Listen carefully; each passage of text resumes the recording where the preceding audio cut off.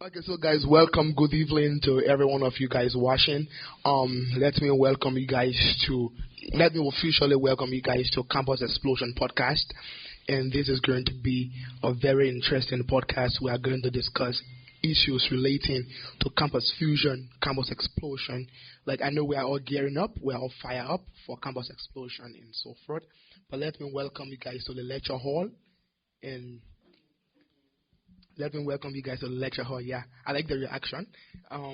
So today, basically, don't limit your expectation. We are going to be discussing real life stuff, and trust me, you are going to enjoy the ride. But first of all, before we get started, and let me appreciate you guys for being so active in the icebreaker. That was nice. That was fun. Thank you so much. And so to get rolling up. Let me let you know who I have here. We are going to start with self-introduction of our guests. So we'll start from my screen left. And so it's basically you call your name. Yeah, you call your name. You give one word that describes you. And what do you do here in Campus Fusion? One word, my guy. What's up, people? Well, like the two of you that don't know my name. My name is Jared. All the names. Hey. Africans are funny. My name is Jared Jamal Mumo Munuku. If you want to know what those mean, find me afterwards. No, I was not Muslim at any point. Let me just answer that one now. It's a very common one. But yeah, that is my name in full. No, I'm from Iceland. This is frostbite, not melanin. One word. Let's go with adventurous. Yeah. Wow, adventurous. And what do you do at Campus Fusion? I am part of the creative team that comes up with ideas for sessions like these, how the Fusion Nights are going to run, etc. We are a big team, and I'm very happy to be part of that. Yeah. That's nice. The only female among us tonight, come on.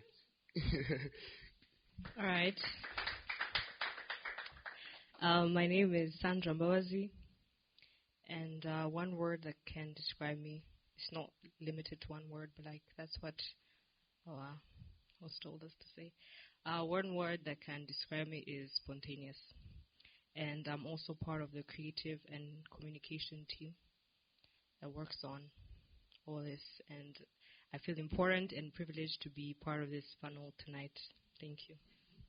Thank you, the only female in our midst. Come on, you guys are making her feel important. Clap for yourself. She's the mother here among us tonight. Come on.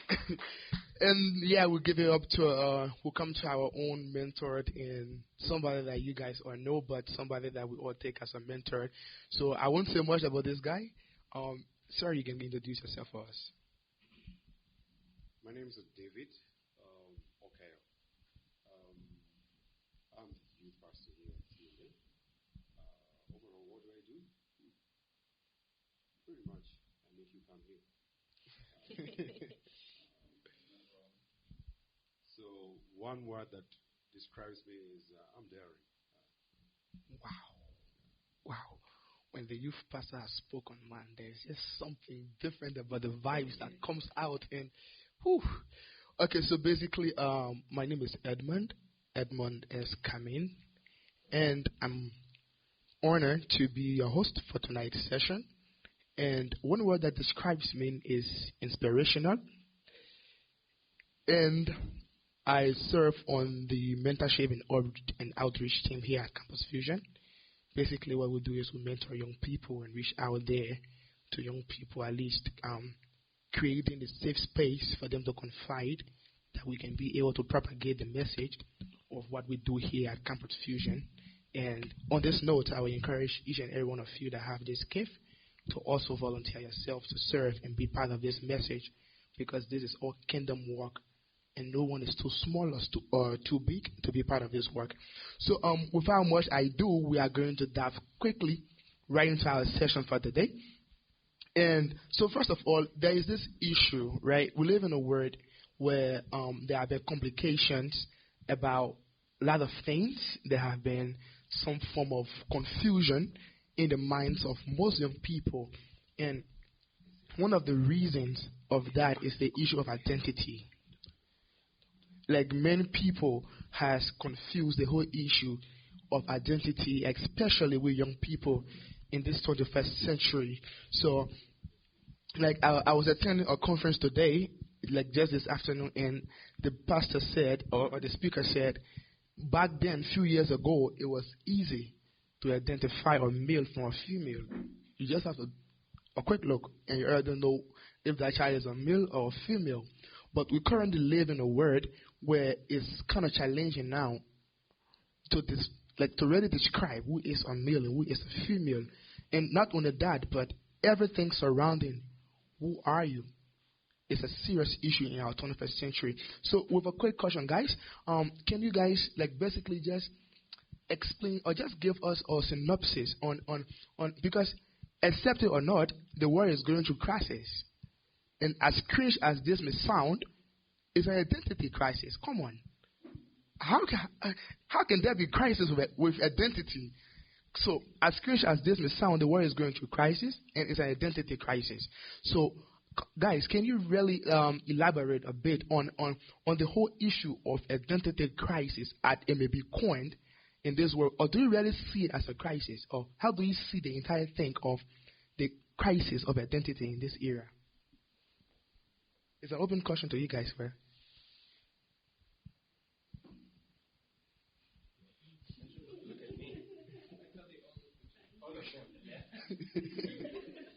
Yeah, Jerry, you can go ahead. Jared. Go ahead, Jared.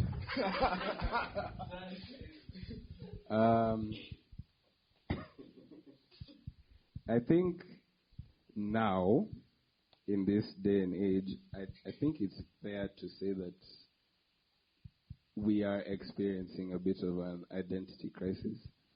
And I feel like it's something that we have kind of, as a human race, kind of made for ourselves, an issue we've created for ourselves over time, where as we drift kind of farther away from who God says we are and who God designed us to be, we are left in a place where, one, we no longer know who we are.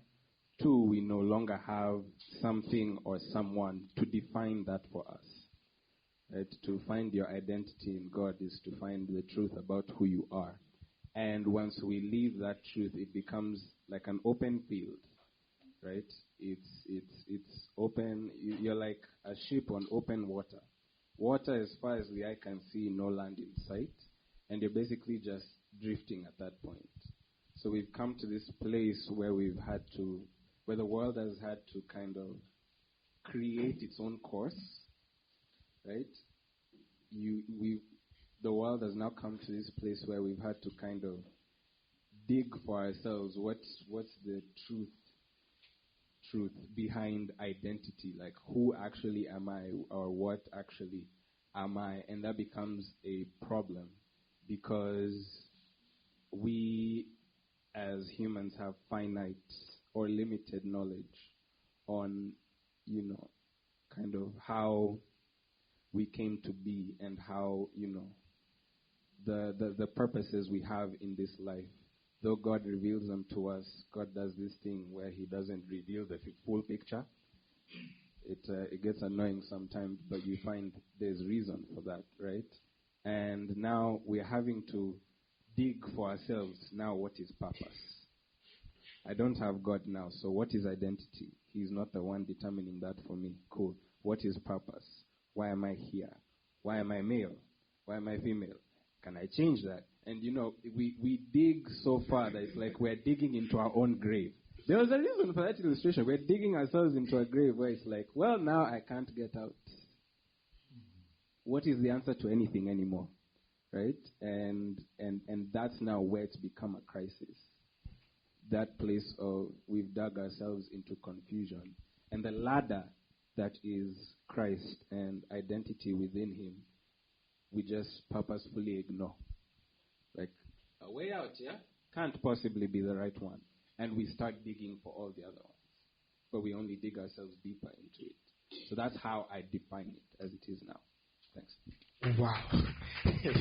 This guy, man, he basically just linked the whole thing to your Christian life and the complete, just the real life thing, like no code and, come on, this guy. Yeah. Anyone know how? Yeah. Disseminating on the information.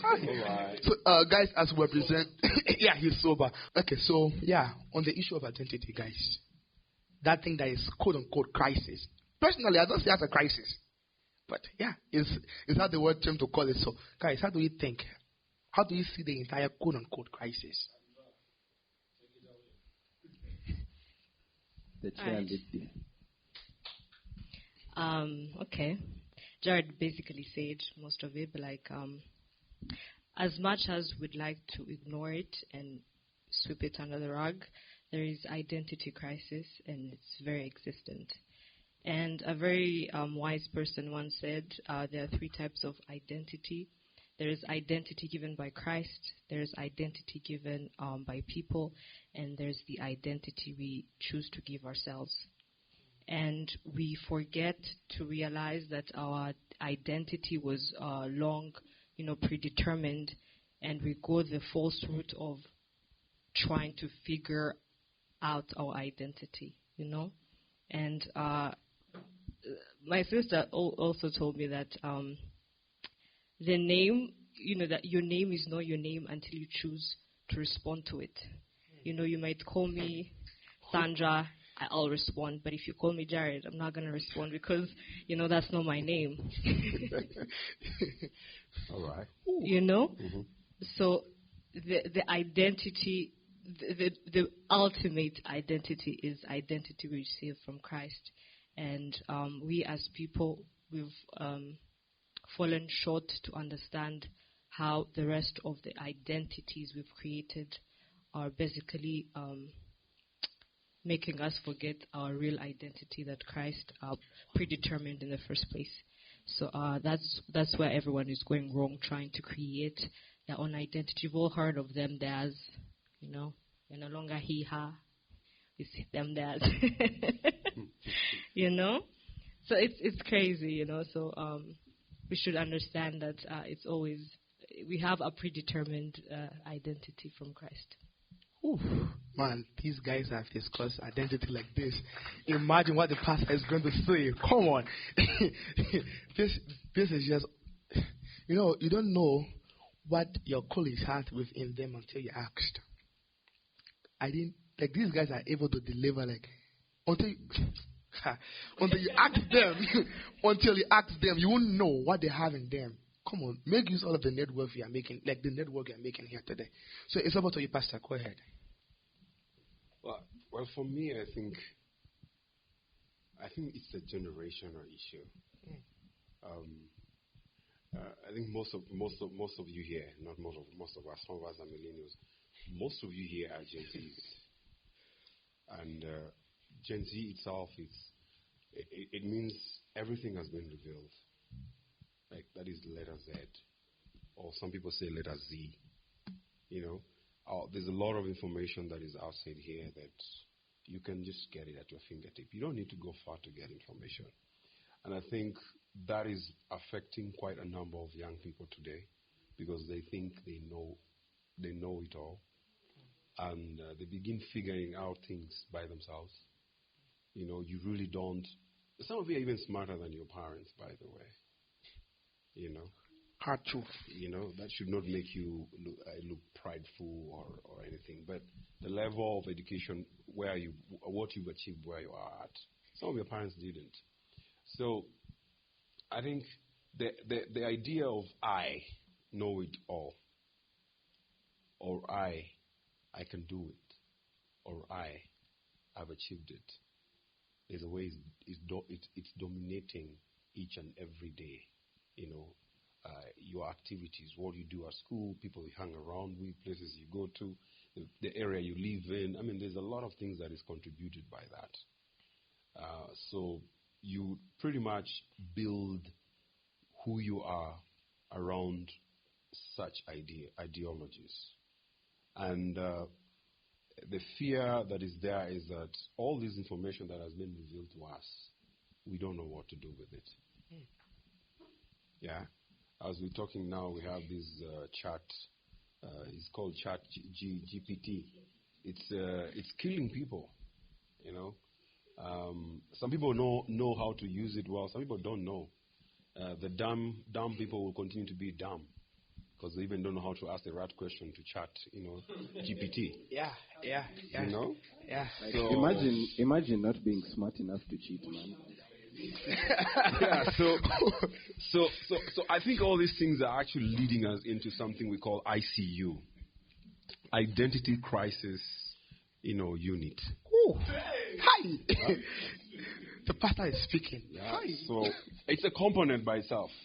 It's a component by itself, and quite a number of young people are actually in ICU because they don't understand who they are, and that is why most people are actually leading into looking other ways to discover who they are. So, ICU is trending. Not until we go back to our identity that Sandra said it's predetermined already by Christ, we will not make it in this life.